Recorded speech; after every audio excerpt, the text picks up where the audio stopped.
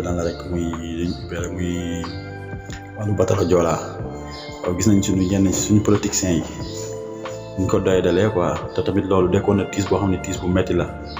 metti na ci Sénégalais yi trop gis nañ politiciens yi seen intérêt personnel moo xam position moo xam ñu nekk si pouvoir seen ñi ñëw waxtaan seen i waxtaan ba dem wax ñu sax fàttaliku ñu sax batalo Joola ak ñeneen ñii tamit waxtaan nañ ñoom tamit war nañ seen ministre rek seen fàttewuñ ko gis nga président batalo Joola bu jotatee buñ koy fàttali dafa war a génn lu mu téere président bu mu mënti doon mu def si discours mu daal di dalalaat xelu Sénégalais yi parce que doon na loo xam ne si Sénégalais yi duñ ko fàtte day am day nga xam ni dal na ci réew mu nekk tiis taxaw lii nag kàddu gi nag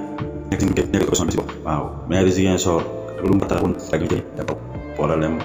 mu dem taxaw bi wax ne ci xew la ndax moom mooy maire Ziguinchor ñi ko beneen bi si topp muy Macky Sall ñi consommé local yi mel ni ay dugub ak yooyu wax leen ni ko dugub moo gën a seer fi ñu toll nii dugub moo gën a seer bon tonte da cee bay ci réew mi ak ñebeek yooyu noonu yëpp dafa seer ba si bisaab ak lépp wax leen Macky Sall loolu dafa seer mu xam ko parce que li may wane ne xamul ci lu nekk ci réew mi beneen bi si topp muy mun a gaaw ci wàññi dund gi lu mu gën a gaaw mu wàññi ndax lii lu yàgg la woon ndax instant bi dëkk bi métti na trop ñi am ko rendement bu baax